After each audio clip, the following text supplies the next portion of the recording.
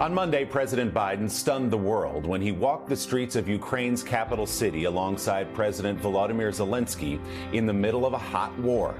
The president's secretly planned visit to Kyiv was a show of solidarity with Ukraine after a year of relentless attacks from neighboring Russia.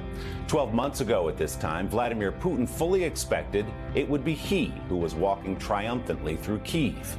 But the Ukrainian people have fought bravely for the survival of their country, even while suffering unimaginably. NBC's Erin McLaughlin has our Sunday focus from Ukraine.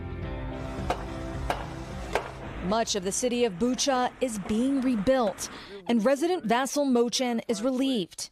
A year ago, this road was a hellscape, littered with the bodies of Russian soldiers and charred tanks. It's extraordinary to see the difference. Extraordinary. 2 days into the war, Vasyl installed a surveillance camera in his attic. He watched the feed live on his cell phone as Russian tanks rolled down the street, while he was crouched into a tiny makeshift bomb shelter with 8 other people, their dog, and a cat. Vasyl says the tank sat there for a couple of hours. The Russian soldiers had seemingly no idea where to go. His call to the Ukrainian military for help was soon answered by drones and a loud, thunderous noise. The column was completely destroyed. Feeling like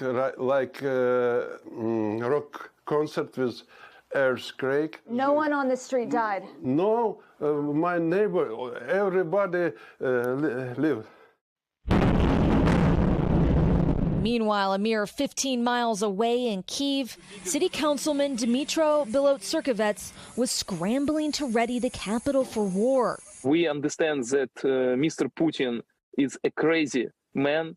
He wants to make hell in Kyiv. 2 days after that Today Show interview, Dmytro's family was torn apart.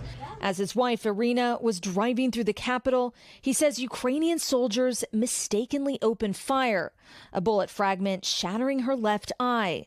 Their 3 boys in the back seat. Irina was evacuated to Europe for surgery. Their children sent to stay with friends in the West.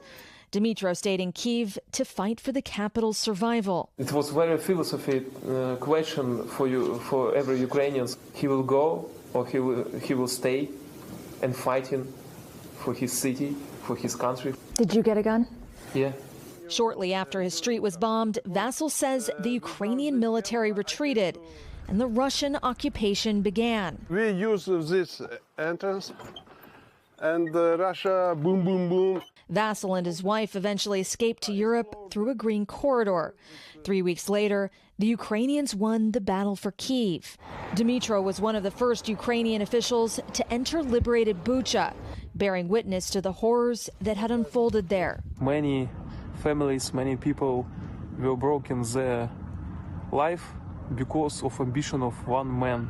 A year on from the start of the Russian invasion, Dmytro's family is reunited in Kyiv. I think maybe Vasyl is back in Bucha, repairing his home with the help of international organizations. without help of United States and Britain, it was very difficult. Like millions of Ukrainians on this grim anniversary, both are grateful to be alive. And Erin joins me now live from Kyiv. Erin, good morning. It's good to see you. At this time last year, as we said, conventional wisdom was the war would be over in a few weeks. Vladimir Putin certainly thought so anyway. So what do people on the ground there that you've been talking to believe could make the difference in bringing this war to an end?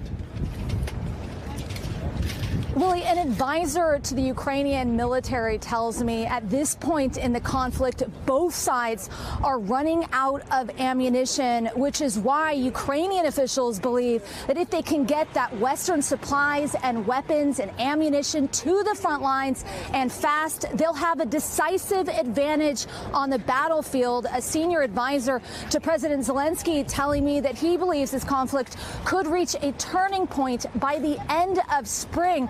The big question is, will China give lethal aid to Russia? If that happens, officials here in Kyiv say that could be a game changer. Willie.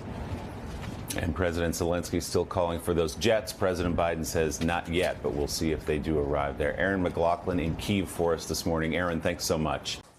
Hey, thanks for watching. Don't miss the Today Show every weekday at 11 a.m. Eastern, 8 Pacific on our streaming channel, Today All Day. To watch, head to today.com/allday or click the link right here.